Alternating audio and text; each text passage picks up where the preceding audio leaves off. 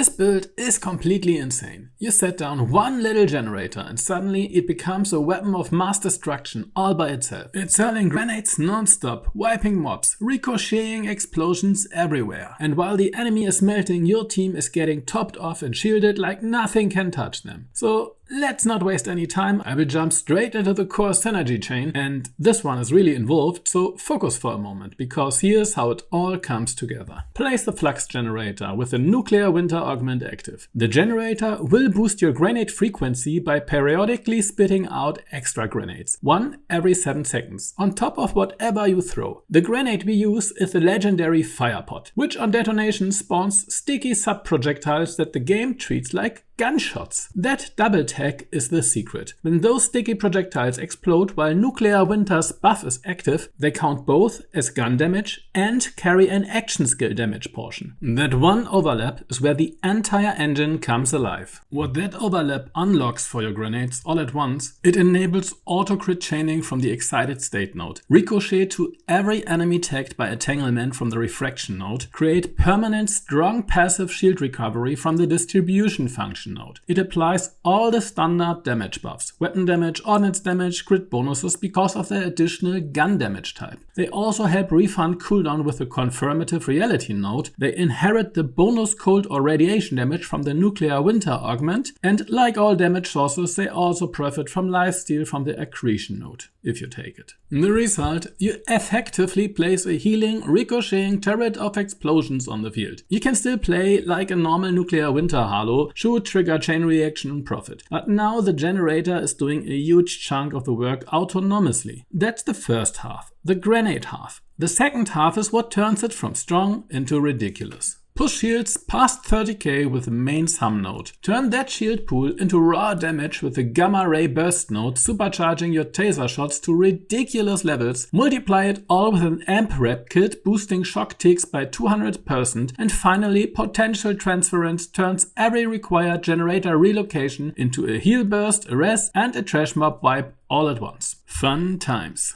All of this together transforms a simple thrown grenade into a team-saving, boss-melting device of mass destruction. To achieve this craziness, we have to take very specific notes to make everything work together. First, as the default variant, we go for maximum damage here. Later we can look at what variants exist that lean more into utility. Start with 5 points into mains hum. We need that to power up Gamma Ray Burst. Tier 2 gives you a choice between momentum and neutron decay. They are fairly close in overall value. Momentum is basically always active in this build, while neutron decay scales better if you're running the gun to ordnance specialization, but only if you can keep enemies constantly irradiated. Since I'm running a mod that triggers irradiation from shock procs plus a radiation based gun, I'm taking neutron decay here, but that really depends on your loadout. If you don't have consistent radiation uptime, momentum will usually be the safer pick. Then put 3 points into confirmative reality. This gives us crazy high action skill uptime, which is essential for keeping the loop running. The last 2 points go into your leftover damage node. If you already maxed neutron decay, then put them into momentum. If you skipped neutron decay because you don't have reliable radiation uptime, then creative overflow is the alternative. It's not a bad node, but keep in mind overshields are fragile on Ultimate Vault Hunter Mod 5, so only prioritize it if the other options don't work with your setup. Now go full 5 points into refractions to spread grenade explosions and bullets everywhere. Take 5 points in excited state to enable auto-critting. If you don't know how that works, Nuclear Winter gives all your shots, and for our build also grenades, an ability damage infused part. And since now all shots counts as abilities, every shot enhances the next one into an auto-crit.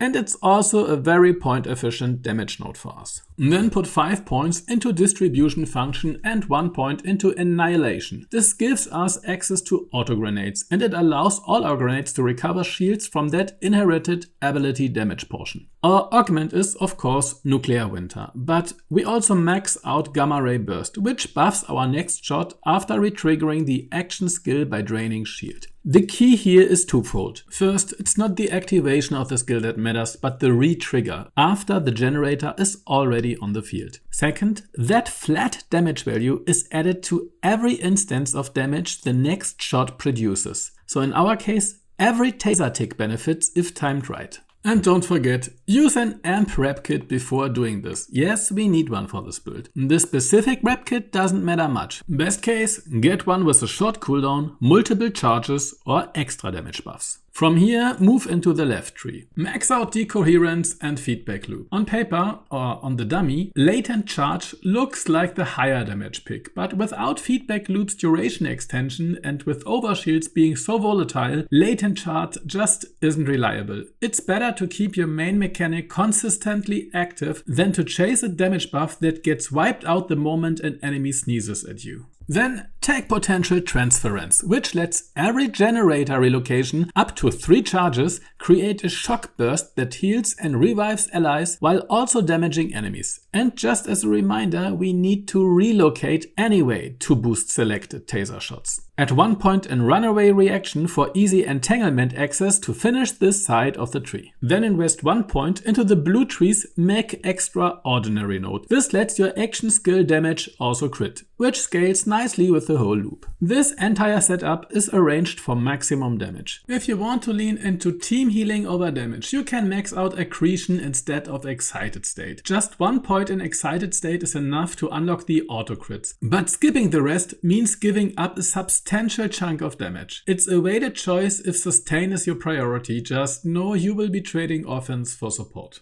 Personally, with all that shield regen and the healing from potential transference, I don't feel I need more lifesteal right now. I prefer to go for damage. That might change once we face more difficult content than what currently exists. So now let's have a look at our gear. Starting with the grenade. The centerpiece of this build is the legendary Firepot. This little cluster monster creates sticky bombs, just like the sticky projectiles from Torque's sticky guns. And here's the trick. These bomblets also count as gunshot types of damage and behave that way in most aspects. You can farm Firepot by doing the Enter Electi quest chain to unlock the boss who drops it. Start the chain by talking to the faction leader of Carcadia City. I've already explained all the synergies in the core section, so let's move on. Repkit and Shield next. For Repkits, you absolutely want an amped Repkit. Pair that with the highest value shield you can find. Aim for at least 20,000 and more is always better. Every extra point of shield directly translates into more gamma ray burst damage on your taser ticks. That synergy has already been covered, so let's move on. On to weapons. For your main hand weapon, go with something that helps trigger neutron decay. Ideally, that means a radiation gun with a high status chance. As an alternative, you can run a shock weapon, but only if you're also using the Field Scientist mod, since that adds radiation procs to shock status.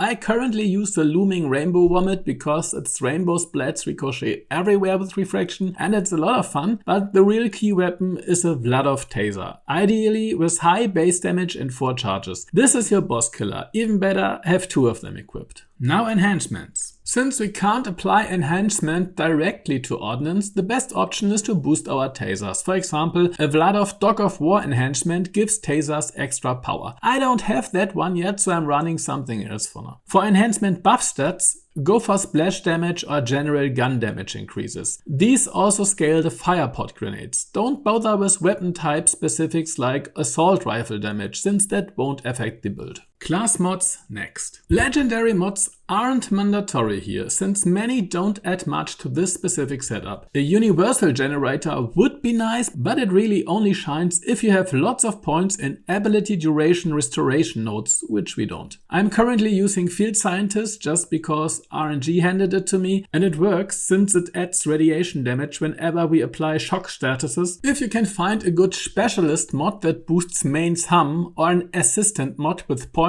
into refraction or distribution function, those would also be very strong. For raw single target power, a radiologist mod with bonuses to gamma ray burst or chain reactor would likely be best. But as always, it depends on your exact roles and what specific stats roll on the mod. The first thing you might wonder about firmware is Deadeye. I thought the same, but sorry to disappoint. Deadeye's crit damage only applies to true weak point hits, not chance-based crits, so for us, it's useless. For raw damage, I recommend 3 pieces of Gadget Ahoy and 2 pieces of Airstrike. That combo gives you a solid boost. If you would rather focus on sustain, then 3 Rubber Band Men and 2 Lifeblood pieces will cover you with plenty of passive lifesteal. And since we are running auto crits, Trickshot can also feed your extra ammo, but unless you are using weapon that really depends on it, you don't need to bother. For specializations, we have got a few standouts. The best defense can double dip with nuclear winter, making it a must-have. Full spectrum arsenal also pairs perfectly with riddle you this, so we are grabbing both. Fragmentation payload is non-negotiable for a grenade build, it's simply too strong to skip. For the last point, you've got two good options. Bullets are scared of me for a reliable 30% damage reduction, which stacks nicely with our shield pool, or I'm a gun, if you would rather push nuclear winter's bonus damage even further.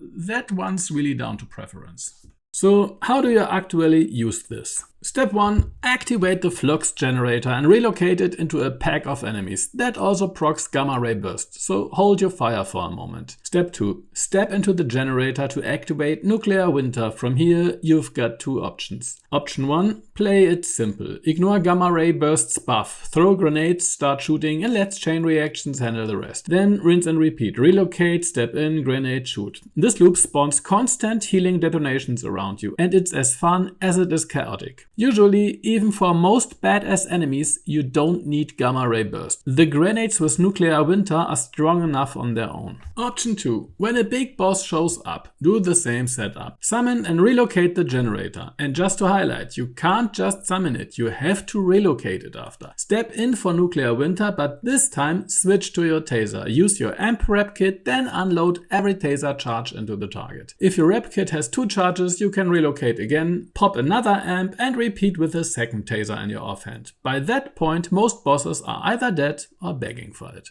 And that's the Nuclear Grenade Winter Harlow build in action. A friendship-loving team medic who just happens to carry nuclear warheads in their pockets. If you enjoyed this breakdown and want more builds that bend the rules in interesting ways, drop a like, hit subscribe, and share your own grenade science in the comments. I'm always curious what other madness people come up with.